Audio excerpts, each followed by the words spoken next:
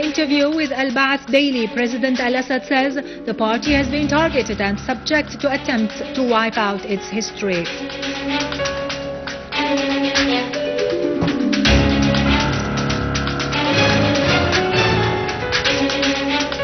President al-Assad affirms that combating corruption is one of the cornerstones of the party's return to its huge masses.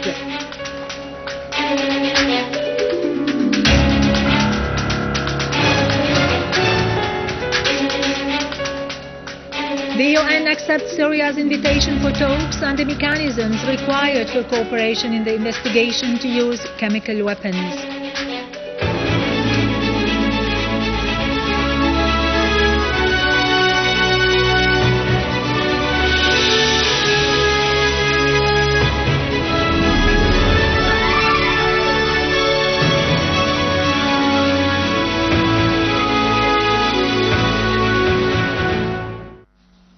Good afternoon, ladies and gentlemen. This is Irado Krikorian with the news in English. In an interview with Al-Ba'ath Daily, President Bashar al-Assad said the Pan-Arab project has always been targeted. The talk that the toiling masses considered the largest rank and file of the party were the ones who turned against it contravenes reality, the President pointed out, as those who defend the homeland at present belong to this social bracket of the toiling masses. The President added that the conflict at present is between the ignorant and non-ignorant, the patriotic and the stooge, the extremist and the moderate. The President said the problem lies in the absence of balance between the party and the authority. The party delineates the public policies, whereas the authority is concerned with the daily details. Combating corruption represents an important cornerstone in the party's return to its large rank and file and huge masses, the President added. President al-Assad called for practicing criticism and correcting mistakes because criticizing the establishment, the government or the state is a step towards developing its performance. President al-Assad said, "Every age has its circumstances and mottos. In the 50s, Arab unity meant unifying all the Arab homeland in one state. However, with the consecration of regionalism, this concept has become unrealizable in the short run. Arab economy, for example, is connected with the mood of Arab rulers." President al-Assad stressed that there is big concern over the Pan-Arab project as it is the only one that encounters the reactionary Zionist NATO project and is always the target of assault. However, there is hope that Arab identity has started to regain its correct position. The Ba'ath Arab Regional Party Secretary General has corrected rumors that Article 8 was the one that kept the party in authority, drawing attention to the fact that the party was already in power 10 years before this article was endorsed. The previous constitution, which included this article, the President said, did not prevent any political forces from running the parliamentary elections and enjoying the majority that enables it to amend the constitution. President al-Assad affirmed that the real role of the party's Central Committee is to periodically bring to account the party's leadership, a thing that never happened in past years. His Excellency stressed the importance of considering the objectives and principles of the party according to current circumstances.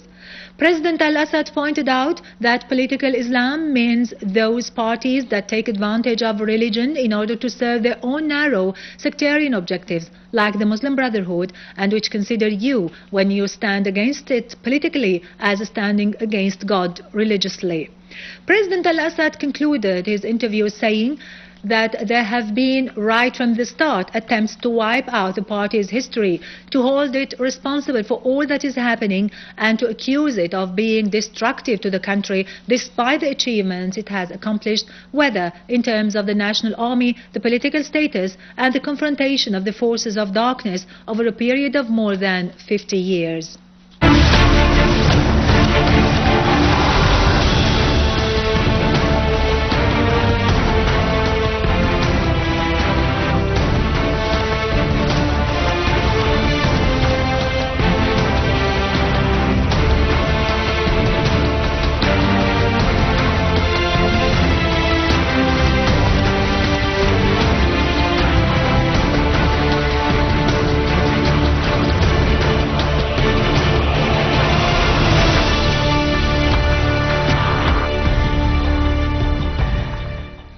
Specialized authorities discovered in the town of Al-Qaryatain and the farms surrounding it in Hom's countryside a number of missiles, computers and satellite sets.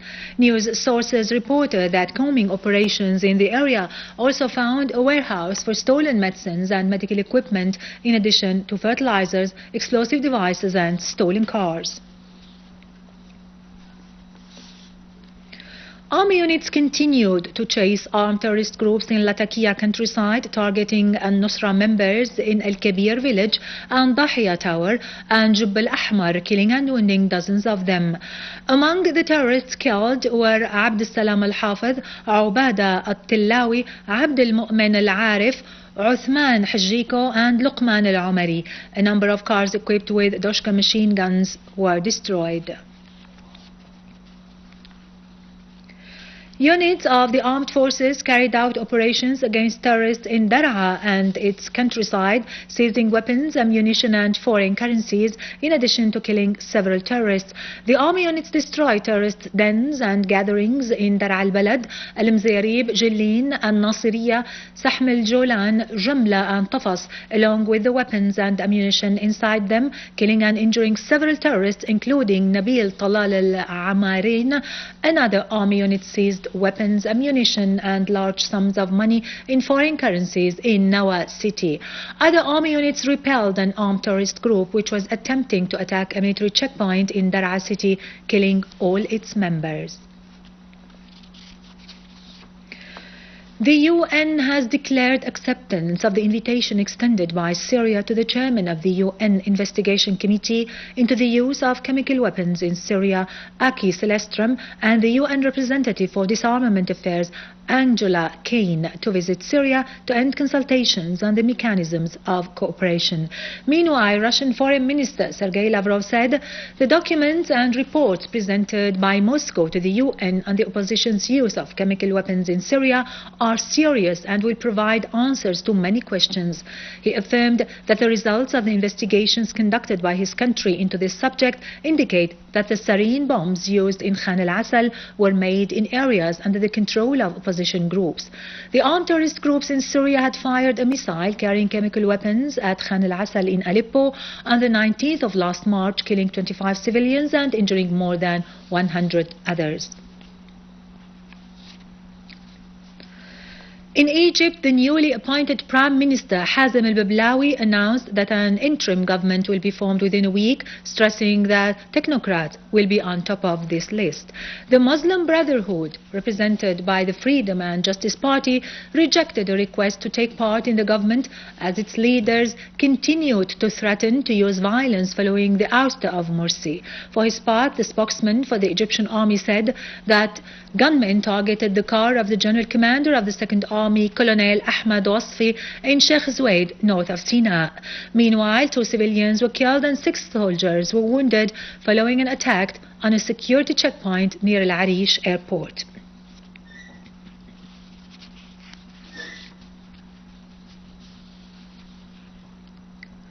11 Iraqis were killed, including an army officer, and 31 others wounded during sporadic attacks west of Iraq. Meanwhile, Iraqi army continued to chase Al-Qaeda terrorists, dismantling 2 secret dens for collecting donations, and arrested its leader in Kirkuk, Yusuf Khudair.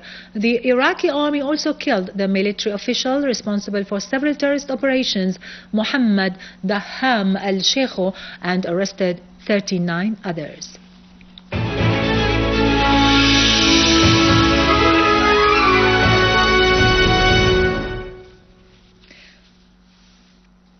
Back to our local news, a touristic festival was held in the Syrian city of Tartus on the Syrian coast under the title A Message of a Homeland. The festival included touristic, cultural, media and artistic activities reflecting the Syrians' resolve to return to normal life despite the crisis and its repercussions. On the sideline of the festival, the work team at the External Information Department visited Arwad Island, one of the oldest inhabited sites in the Mediterranean basin.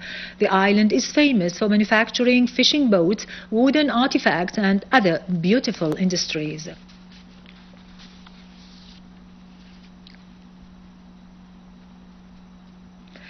The Ministry of Social Affairs signed a cooperation agreement with the National Establishment for the Development of Women. The Minister of Social Affairs, Kinda Ashamat, stressed during the signing ceremony the importance of developing women's role in society during these exceptional circumstances in Syria. Ashamat pointed out that a new approach will be adopted to enhance the role of women in the economic, cultural and social fields, especially protecting displaced families and securing their daily needs.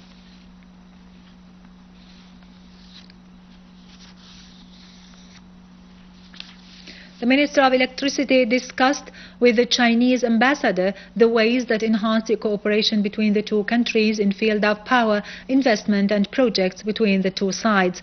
The minister also pointed to the need of completing the contracts and the memorandums of understanding between the Minister of Electricity and some Chinese companies, in addition to supplying Syria with the basic electric equipment, asserting that the ministry plans to overcome the obstacles that prevent activating these contracts.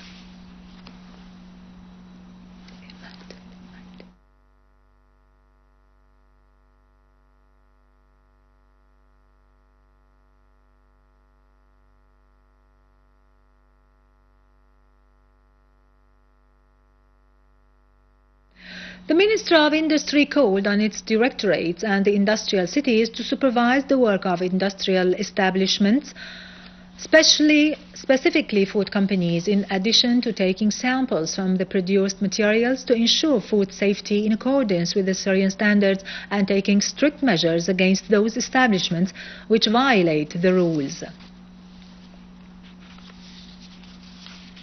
The Jewelers Assembly set the price of 21-carat gold at 9,500 Syrian pounds per gram, declining 500 Syrian pounds since yesterday, while the Rashadi golden coin was set at 72,000 Syrian pounds and the English coin was set at 77,500 Syrian pounds.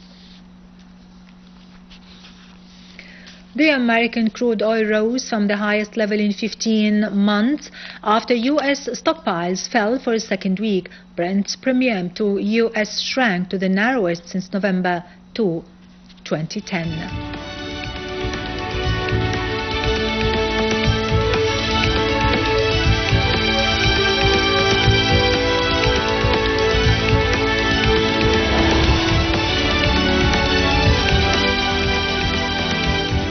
European stocks advanced after Federal Reserve Chairman said that the U.S. will continue to need stimulus measures, while most Japanese shares fell, with the Topix index dropping for a second day.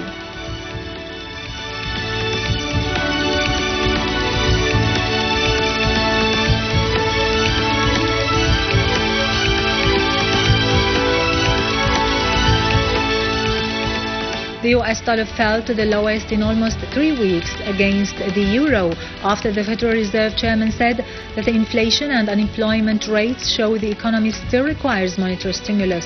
The yen strengthened for a second day against the US dollar after the Bank of Japan boosted its view of the economy at a policy meeting and refrained from adding monetary stimulus.